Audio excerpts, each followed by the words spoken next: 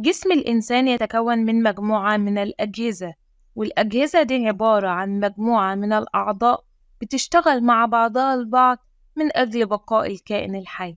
يعني الأجهزة اللي في جسمنا بتساعدنا إن احنا نتكيف مع البيئة اللي حوالينا، زي الجهاز الهضمي والجهاز التنفسي والجهاز العصبي.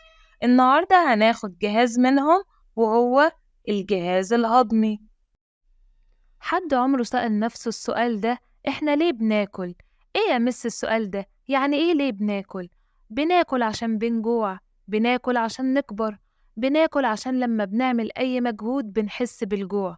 طب إحنا ليه لما بنعمل أي مجهود زي إننا نجري أو نتحرك أو نلعب أو نشتغل ليه بنحس بالجوع؟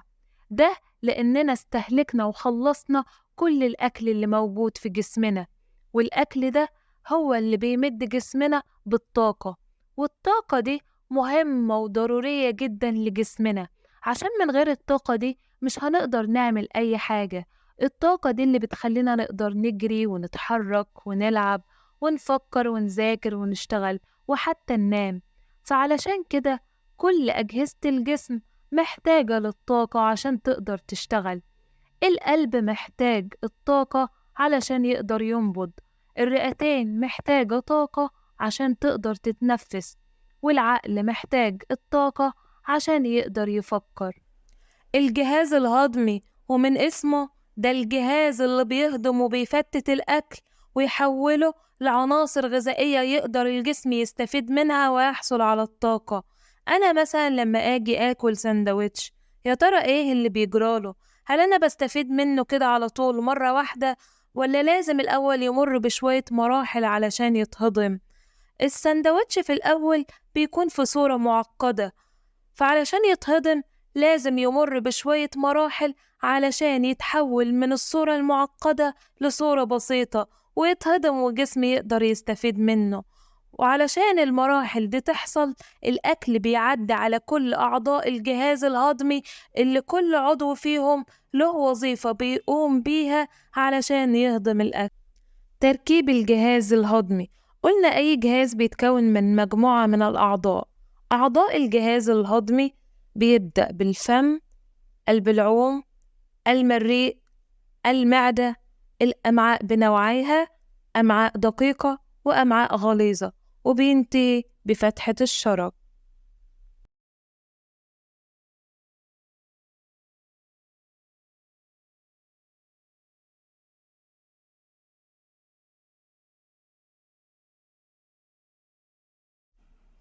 الفم، وده المكان اللي بتبدأ فيه عملية الهضم، يحتوي على أسنان ولسان ولعاب.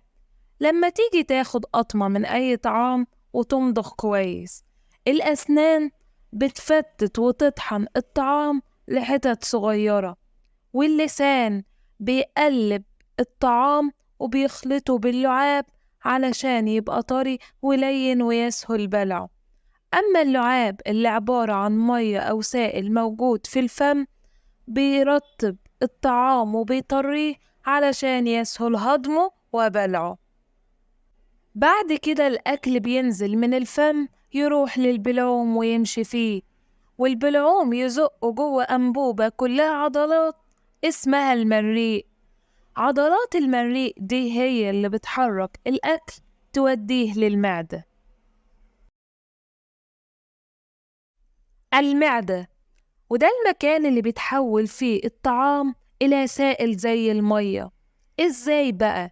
المعدة دي جواها حمض معدة وعصارات هضمية اللي هي الإنزيمات، بيتخلط معاهم الطعام فيتحول إلى سائل، والأكل بيفضل جوه المعدة ساعات علشان يتحول لسائل. المعدة دي عندها عضلات هي اللي بتزق الأكل وبتحركه للأمعاء الدقيقة. الأمعاء الدقيقة طولها حوالي 6 متر، وفيها بتنتهي عملية هضم الطعام، والطعام فيها بيتحول لعناصر غذائية يقدر الجسم يستفيد منها، وده بمساعدة عصارتين الكبد والبنكرياس اللي بيساعدوا على إتمام عملية الهضم.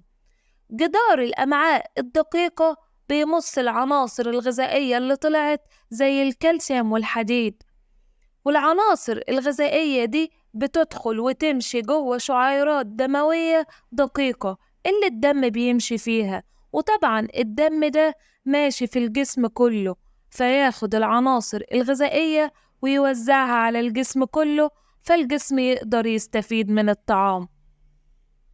طيب دلوقتي في شوية طعام ما تهضمش كويس في الأمعاء الدقيقة، فيا ترى إيه اللي بيحصل له؟ بيروح للأمعاء الغليظة، فتمص وتسحب كل السوائل والمية اللي موجودة في الطعام الغير مهضوم، فيتحول لفضلات صلبة اللي هو البراز اللي بيخرج بره الجسم عن طريق فتحة الشرج.